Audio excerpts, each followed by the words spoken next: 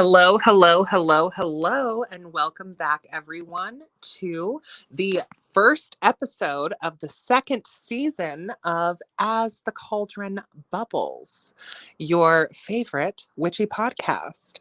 This is your host, Jasmine, and I have a lovely, wonderful, charismatic, talented, beautiful, sick name and comedic guest with me today. Go ahead and introduce yourself.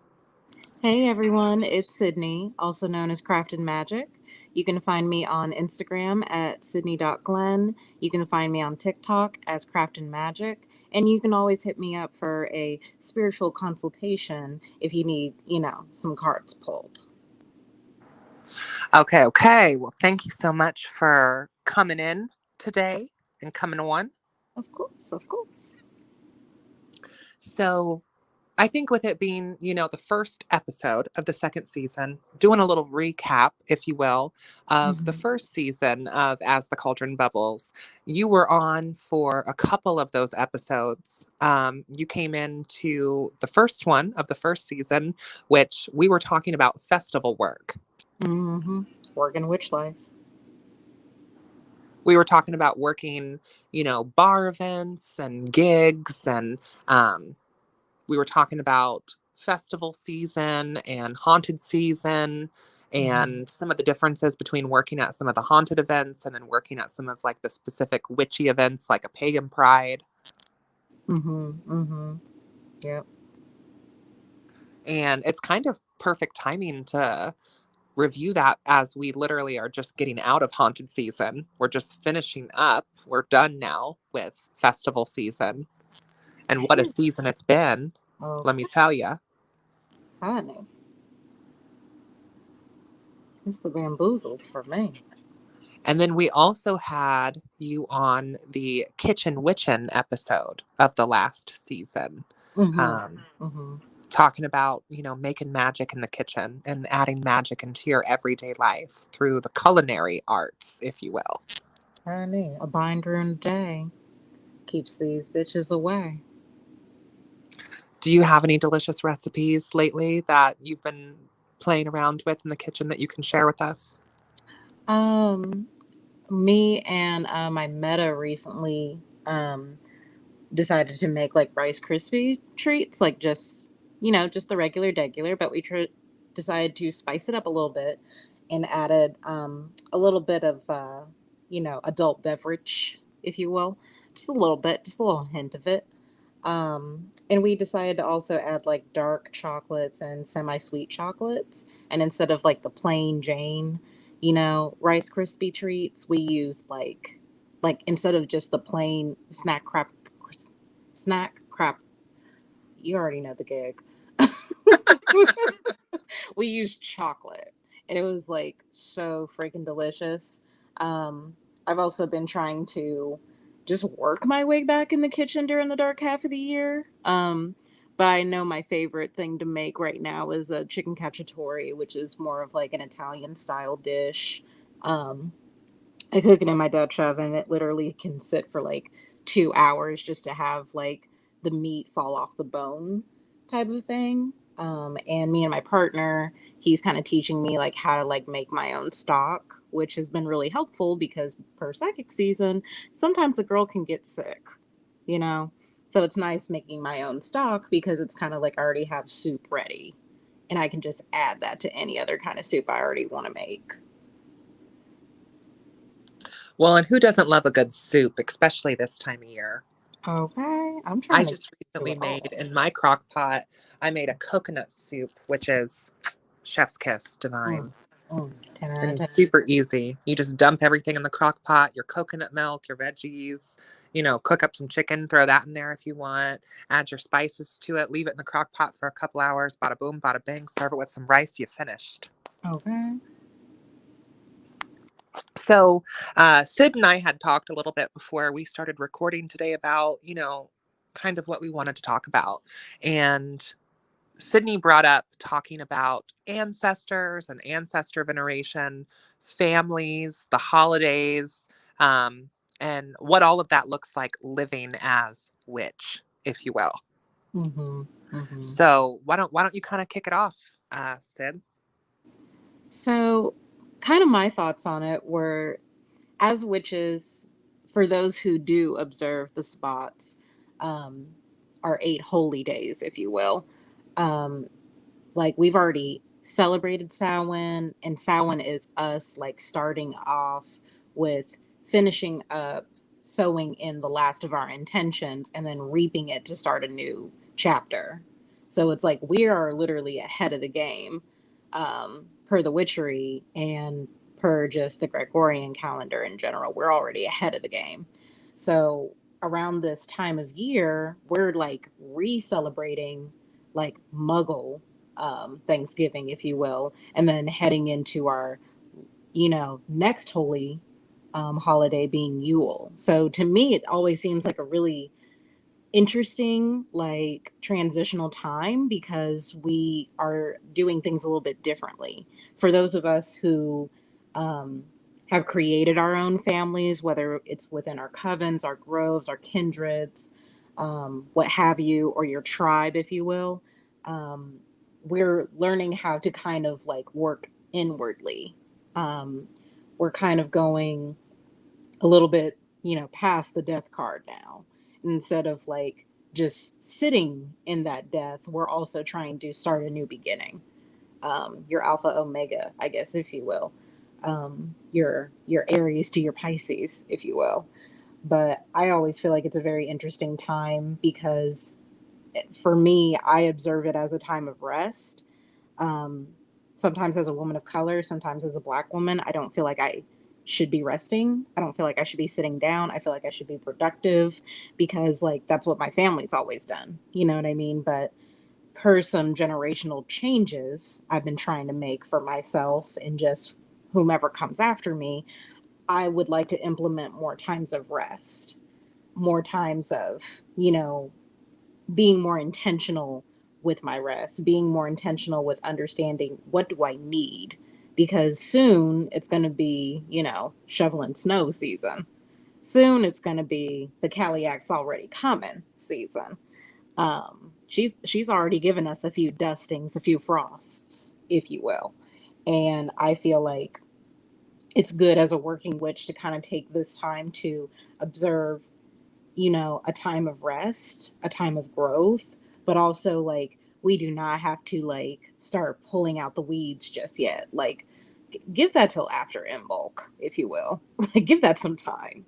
Um, so I've been trying to learn different things. I've been trying to establish different routines for myself on the weekends because I worked, Jazz, I worked 6 days a week for like over a year and a half, um, Uh-huh. doing my 9 to 5 and my witch life. And while that was great and amazing, and it was an amazing experience, I'm also observing how like it kind of ran me down. It ran my mental health down. It ran my like my pinnacles were up, but then my physical pinnacles, my physical body was like, girl, we need a break. Sit back. Take a seat. Actually, to go take a nap. Um, so I've been trying to understand that more about myself. I've been trying to get back into journaling and doing shadow work, but I've also realized too that I really miss being an art kid because that was my first love. My first love was art before the craft, and a lot of my witchcraft literally came from loving art and putting that together. Um, so I've been kind of trying to observe that by getting into more crafting, like not just crafting, with my herbs and with my oils and things like that. I've just been trying to get back to, hey, girl, you just want to color? Girl, you just want to listen to this, song over and over again. You want to have a Disney moment and just color and sit back? Because I just haven't done that in so long. Um, you want to enjoy a good adult beverage, some hot soup, and call it a day, because that's what I'm here for. Um, so yeah, I think things like that. Per the ancestors, I've been trying to just understand what ancestry and ancestor veneration means to me. Um, Personally, I've always struggled with ancestor veneration because it's not that I don't have ancestors. It's just that the closest people to me are dead, to be fair. Um, and that's just kind of like life. That's just kind of like the spiral path I'm figuring out. But I sometimes venerate ancestors by working with deities of the lands that my DNA is from. So I'm observing a little bit of Kali lately because I have this itty bitty percent Turkish. I'm trying to understand more of the Irish. I would love to kind of get into understanding. How can I say the Benin Togo kind of ancestors, the ancestors that actually were enslaved. But I also know that that might be unsettling and not resting. So I'm trying to take it a bite at a time if I can. Um, I'm trying to get into knitting. I recently just bought a brand new thing of markers so I can get back into coloring because my Book of Shadows has been kind of like lacking lately. So I've just been kind of like, why don't I just do what, the 2021 witches are doing, which is getting um, like coloring books that are dedicated to witchcraft. Whether it's the Amy Cersei, I'm not sure if that's how you spell her say her last name, but she does a wonderful edition of planners and coloring books that are just dedicated to the witchery. Whether it's cottage witchcraft and witches alchemy. There's like a Samhain one and all that.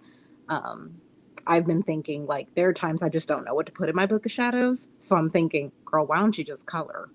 You color something like that and something else can come to you. You can be inspired by the next page by the time you're done resting and finishing coloring this current page, like on crystals or something.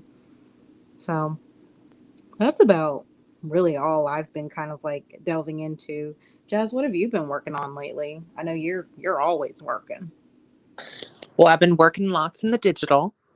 I Uh, feel like the darker half of the year, it always brings me back to working more so in the digital because I'm, in the house more, I'm home more, I'm off more.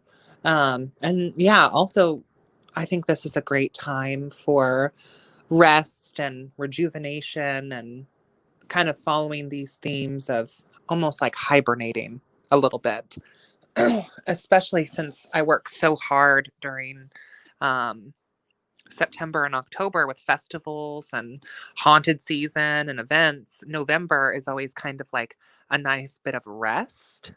mhm, But it's also kind of the hustle and bustle of preparing for, you know, our gregarian capitalistic holidays to come, you know. okay. Um, as someone who is in a family who celebrates Thanksgiving, Christmas, New Year's, these sorts of holidays, which are really more so celebrated just from a secular capitalistic American lens.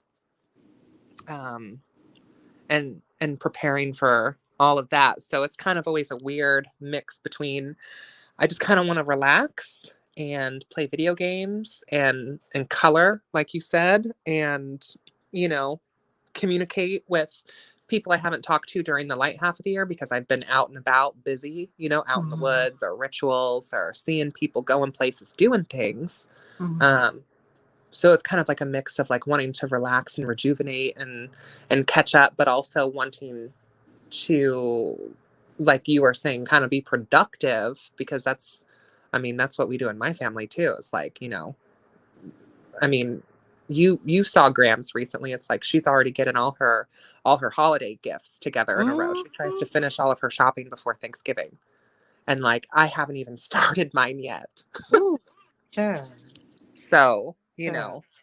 I feel like I need to work on that. Mhm, I think, in terms of ancestry, per us just finishing up with Samhain, I have always, venerated those who have crossed over the veil, who, whether we were blood related or not, I mhm, definitely believe that, like, what is remembered lives. So, I have photos of, like, relatives of mine by law who aren't necessarily blood, but who have passed over. And I have photos of mine of very close friends of mine who have passed away, who I put up on the altar as well. And I also had, an obituary from a relatively well-known author who I didn't realize lived in Indianapolis this entire time. So I kind of think of altars for the dead or Samhain altars more as a way to venerate the process of death and, the other side, the other realm, and kind of venerate that. And I think sometimes people get really hooked on blood lineage or blood ancestry. And I absolutely think that that's included in that, of course. But I think that you can think a little bit outside the box with it too. I mean, I know people who have like their pet's ashes on the altar, or like, their childhood dog's collar that they'll put on the altar. And then something else that I've done that I picked up from other witches talking to them that I think is a great idea too. And I think this is especially something of benefit to witches who are not part of the orphan club in the sense that their parents are dead, or, maybe they haven't experienced losing a close loved one as of this time. So, people like that sometimes struggle a little bit more with the idea of ancestor veneration because they don't know who to venerate. Okay. Because everyone is in the physical. Right. And I think a really great solution to that for a witch who's interested in ancestor veneration, but who might not know how to venerate because everyone close to them is still living, is cultural veneration. Kind of like what you had talked about before. And so, whether that's making traditional cultural dishes, like, look into your lineage and look into your ancestry and, kind of see what sort of mix you have. I know that, at least here in America, most of us are a hodgepodge of many things. And so you can find different cultural lineages and folk magics within your lineage by kind of exploring that. And, depending on what your ancestry is, that could give you ideas about, maybe listening to different music and playing that music at the altar.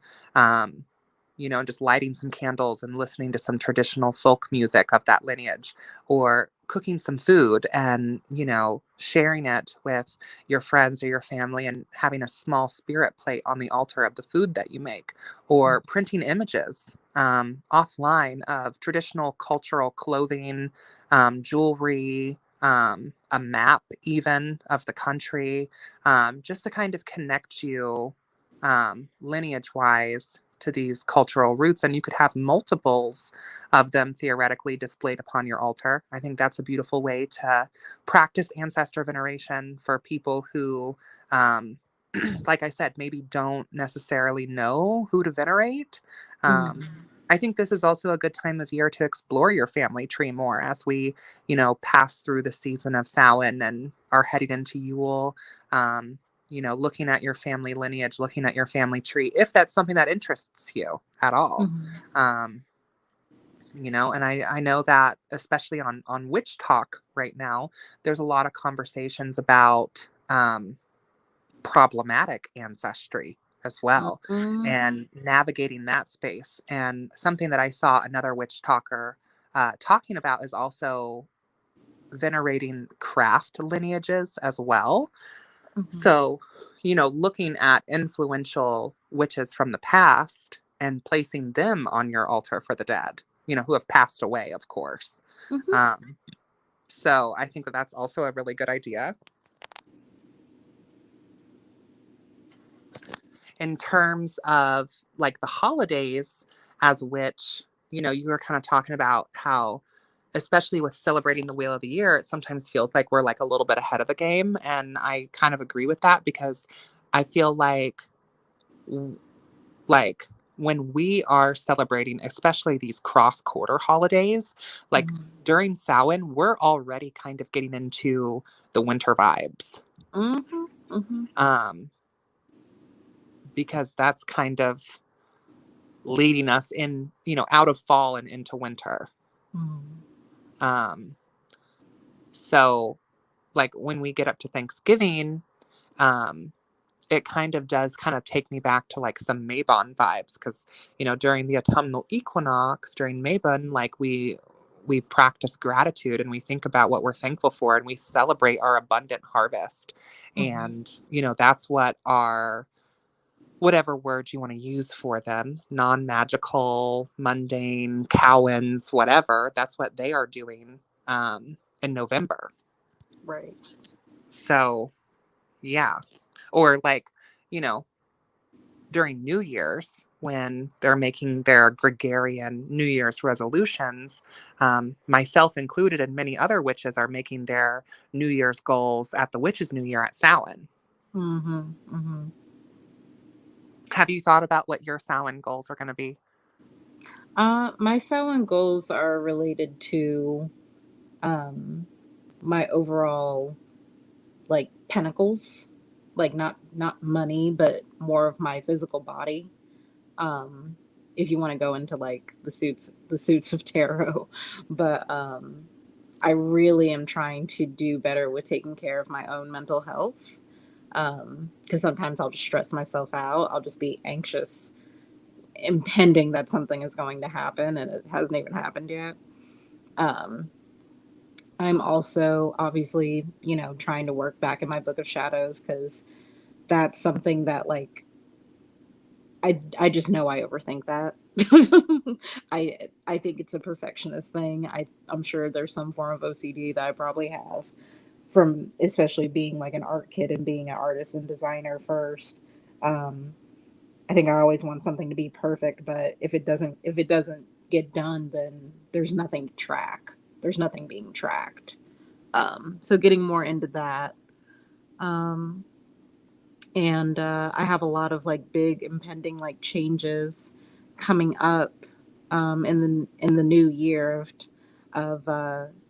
2022. So I'm like trying to figure out where I want to be.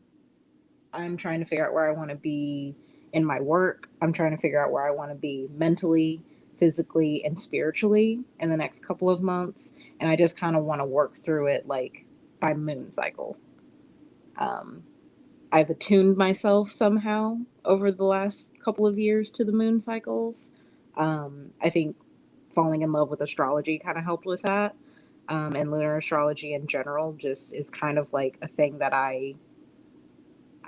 I don't want to say I don't think I'm an expert. I think I'm um, a witch who's a theorist and making my hypothesis and doing my spell work or craft and work around those lunar times makes it easy for me to kind of understand things because I practice it so much.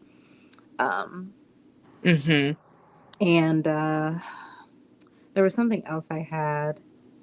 Um, per working on my swords, per working on my thoughts, my mind, my plans, and my strategies, I think I want to get more into like visualizing what kind of like a vision board basically, and just like putting that like on paper or Mod Podging it, or taking old catalogs and putting those things together, because I feel like as an artist and as a designer first and a witch foremost, I feel like that will be a good way for me to be able to see things and manifest them easier, as opposed to being like, well, I think it needs to be this, and then I lose track of it along the way. um there was something else. um I want to pick up um hobbies that are just hobbies. I don't want to do anything that like stresses my that I stress myself out over. um because I want it to be done. I want to be a perfectionist and I want it to be great and I want to be great, but I am great even when I'm learning. So I'm trying to hone in on that. Um, what are your goals? What are your goals for the year? I'm still working on that. Like, I always have my Book of Shadows as a goal, right? Like, Mm-hmm. that's always something that I'm passionate about working in and working on. But so much of what I'm thinking of in terms of my goals is kind of my priority right now is on, February or so of the following year and some of these changes taking place that, Mm-hmm. for the better, you know what I Mm-hmm. mean? So that's definitely um, a part of my Samhain goals. And Mm-hmm. there's things in regards to that I'm not going to share, on the podcast per se, but that's a big part. I think connecting more to my Babylonian, Sumerian, Mesopotamian baddie lifestyle Mm-hmm. is definitely a goal of mine. um, and I'd like to get more into some herbology, if you will, some, Mm-hmm. tincture making, really getting into some healing magic, some natural medicine, if you will. Mm-hmm. Revisiting some of that, I think, would be good. Um, and yeah, I mean, I'm definitely still working on my Samhain goals. Typically, I, have them all neatly organized and in a presentable, tidy fashion prior to Samhain. But I just kind of feel like I'm just kind of navigating that space and exploring that space. And, things are subject to change. So at the Mm-hmm. very least, my Book of Shadows is at the top of the list because building a relationship with my book and having my book as a working tool is something that's very important to my practice. Mm-hmm. Um, so, yeah. If you could speak to um, an ancestor from like far, far, far, far, far, far ago, um, who would you speak with? Who would I speak with? Yeah, like if there was an ancestor that you could really like, maybe you haven't found them yet, or maybe you kind of have like an inkling of like what that energy might be like. Who would you talk to? I don't know, like, necessarily who I would really want to talk to as far as like way, way, way, way, way, way far back.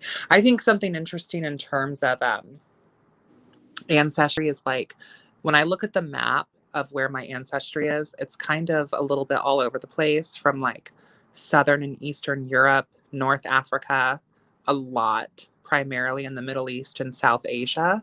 Mm-hmm. Um, but then I have like this one little drop, this one like little dot on the Pacific Islands. And I think that would be kind of interesting to explore, just considering like, I mean, that's on the clear opposite other side of the world. Mm-hmm. So it's like, where this blood kind of came into play, I think would be interesting. And like the story that would be connected with. I mean, talk about like a journey, you know? Okay. So I think that would be um, interesting. But I think, there's it's such a mixed bag when it comes Mm-hmm. to ancestry, given where my ancestry has come from and like just, I don't know, the cultural, religious, social, and economic highs and lows of it all. Mm-hmm. Um, and I think that ancestry is something that sometimes kind of gets romanticized, especially within seance sort of spaces. And I Oh think yeah. that, going way, way, way, way, way, way, way, way, way back, I'm not just saying like going back, a generation or two. I'm saying going back, 12, 14, 20 generations. Um, I think that we would have a hard time relating to each other Mm-hmm. because we fundamentally live in completely different worlds. Oh, absolutely. So who would you want to talk to? Um, I would like to talk to my first ancestor. Um, I know facts on the sense of like their name, and um I have an idea of where they came from in some region of Africa, obviously, but You're like saying your first ancestor in the States. that came to the States, yeah. Yeah. I couldn't get like I wouldn't be able to get like actual records prior to that just because Yeah. of where they came from and colonizing. and how they got here. Yeah, yeah. Like I always wonder what his perspective would have been like. Um, Obviously not, all of that great for sure.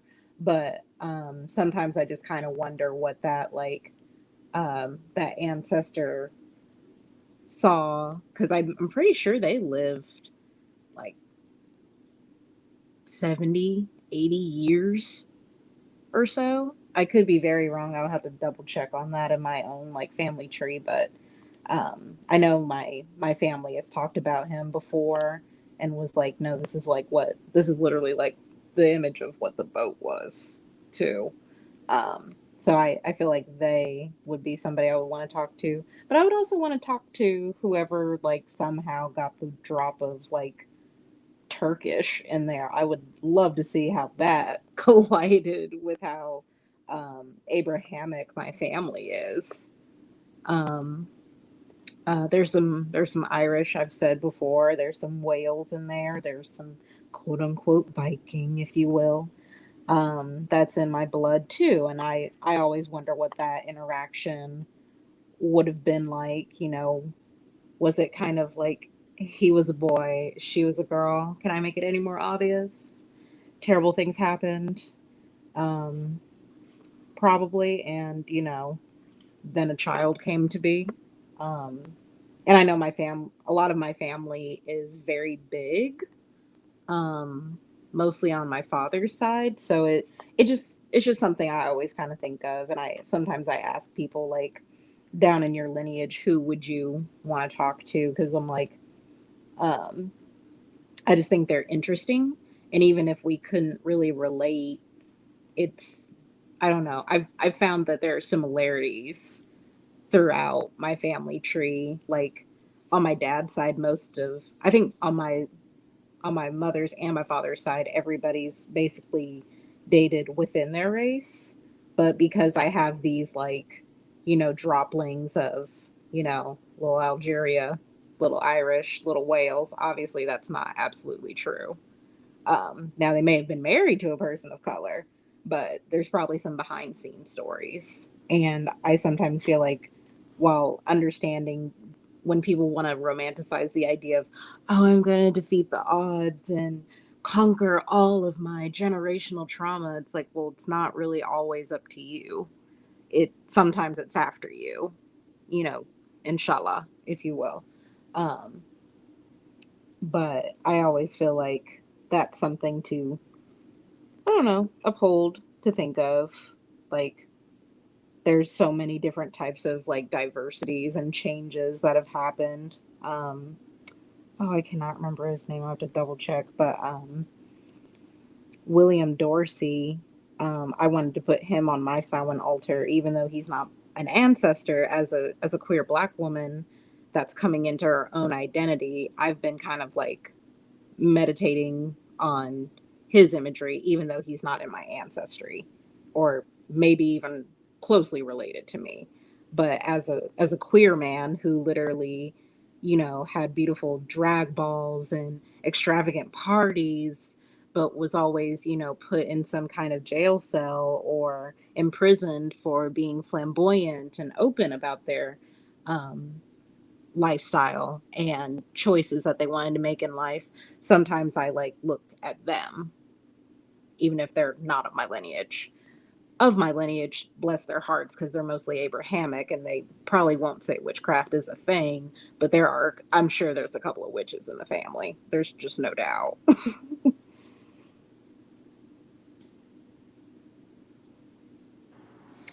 Yeah, yeah.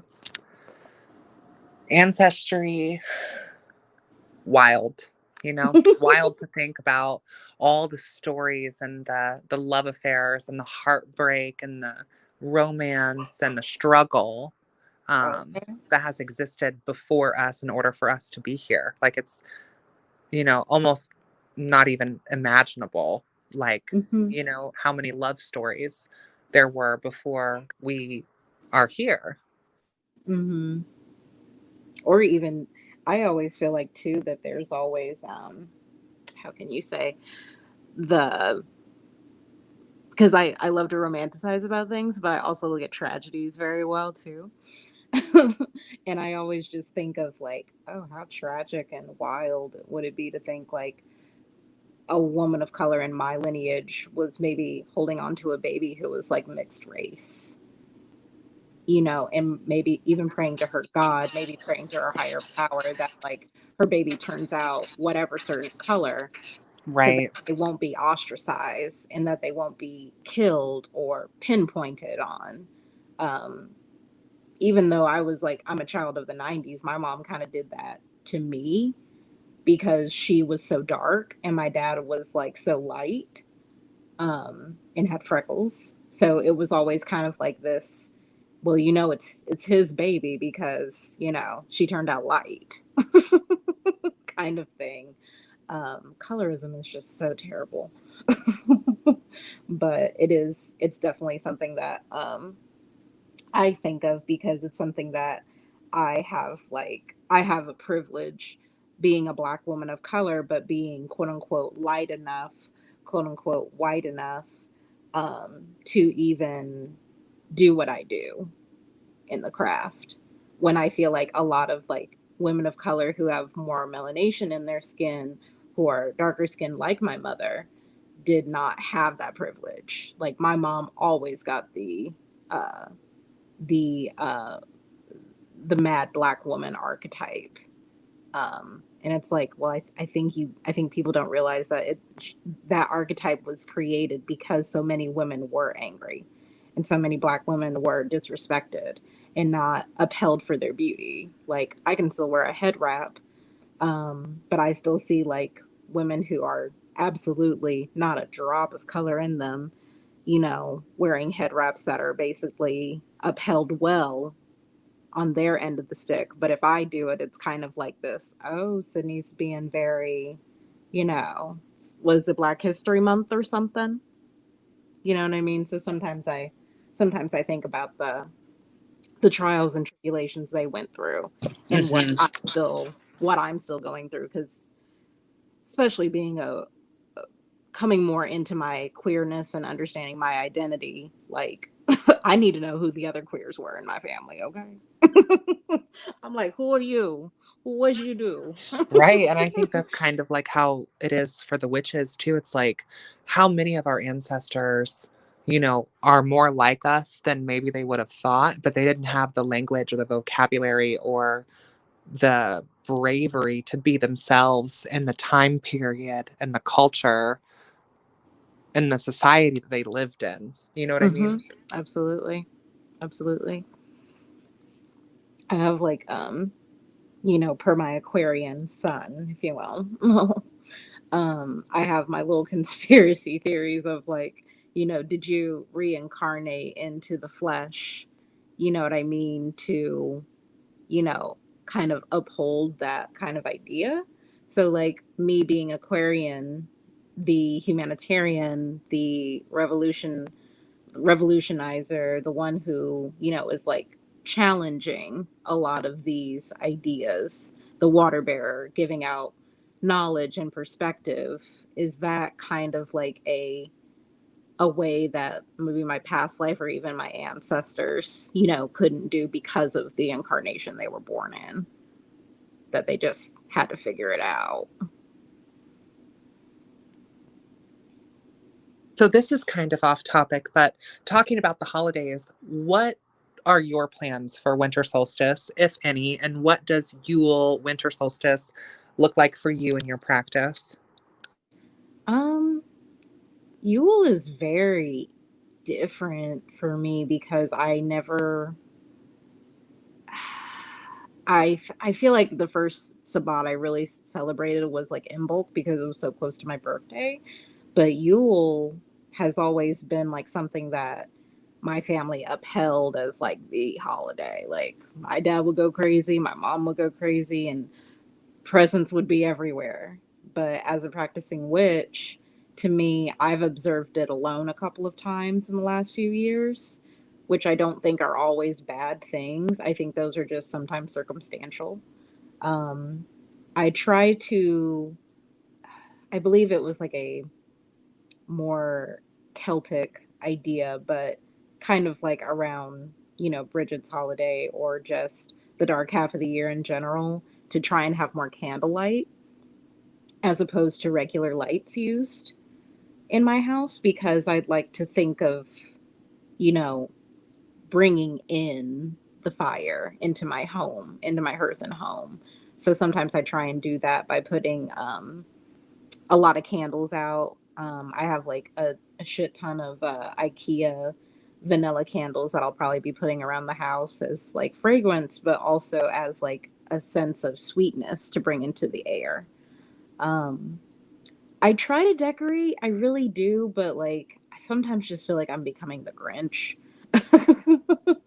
Like that form of entity at times, that I think because I don't always celebrate with people, um it kind of wears on me. So the most I try to adhere to is like a clean house, a clean home, a clean hearth and home, lots of candlelight, and um, sometimes to sit in my shadow more. Honestly, like I kind of observe a little bit more of like Black Mirror work during Yule, because it's like literally, at least for me, I use a candle with my Black Mirrors, and I try to peer into like what I want to see, what I want to know.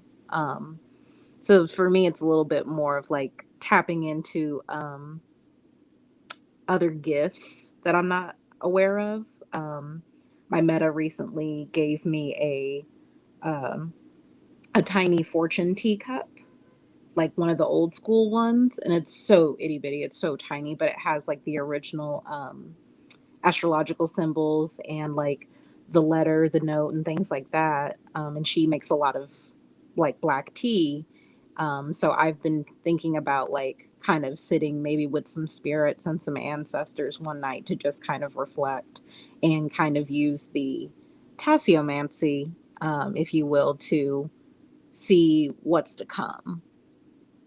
What do you usually do during Yule, especially in your practice? Well, the first thing that comes to my mind is I am such an absolute sucker for holiday music. And like, even as someone who's not Abrahamic, I still get so much out of these Abrahamic carols, if you will. Okay. Okay. You know, and I love like singing, and I'm not particularly good at it, and it's not something that I necessarily like share per se. Like I'll sing with my friends or whatnot, but to me it's just more of like a spiritual act of like vibrating to the rhythms and the harmonies. And um when I think of the winter solstice, obviously we have our covens Yule, right? That Mm-hmm. like that's a beautiful thing, and there's traditions and practices and um things that we uphold and do during that ritual and that time spent together. And I very much look forward to that. And then I have my family's Christmas, which um, is different now as an adult than it Mm-hmm. was when I was a kid. Um, so there's that. But as far as like winter solstice as a witch and what that looks like for me, I try to really take, the elements of winter, the season of cups, of our emotions, of our heart space. And like we mentioned earlier, try to use it as a time of like relaxation and rejuvenation. And out of probably all of the sabbats, I think that winter solstice is so much more of a time of reflection and devotion, would be the two key words I would use for my practice. I like what you said about bringing more fire into the home, because I definitely relate to that as well. I definitely burn, more candles for winter solstice, and especially for Imbolc too. Okay. But a winter solstice ritual for me could look like, it could be a folk aspect of like collecting snow water. You know what I mean? Mm. It could be a folk aspect of celebrating the cold moon Esbat, if you will, Mhm. Mhm. and what the cold moon Esbat represents, which is like really it's actually a bit morbid. This is a time of year where in our geographic location, many people would die. Mhm. um, It's you the know, starvation for me. starvation, hypothermia, Mhm. illness.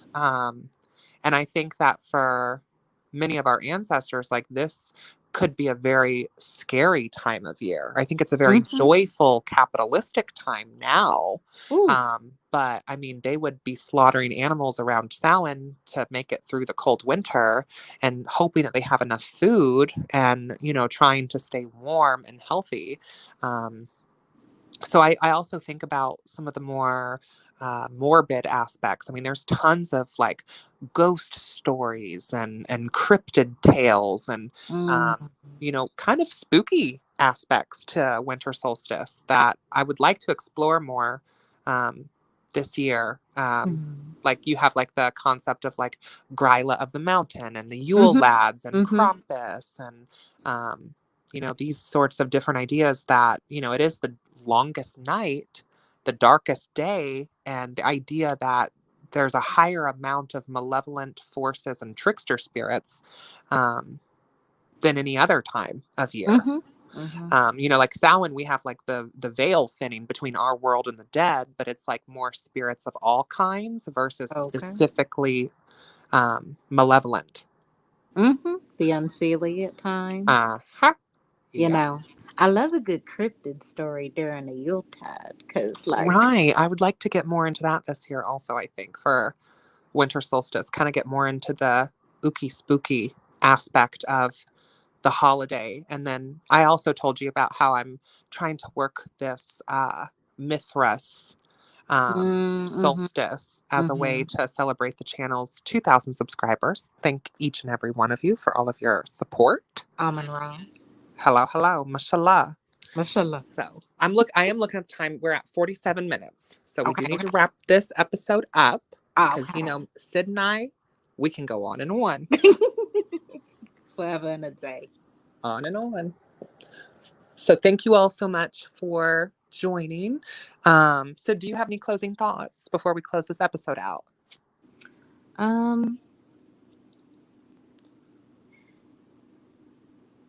It's going to be old school, but marry me. Take it back. Take it old school. Marry me meet, marry ye part, and marry meet again. Because there's so many people that sometimes you don't get to say goodbye. When it comes to ancestors, been there, done that, got the bag. It's terrible. But also too, marry meet again, because we're starting our cycle over and we're starting the new, you know, season of As the Cauldron Bubbles. And I feel like we should relish in the triumph, the changes, and the terrible twos, if you will, of the cryptids. Yeah, and I think I'm going to just close out on be blessed. Okay? And that's all, folks. So until next time, you know, blessed be. And yeah, see you in hell. Mwah.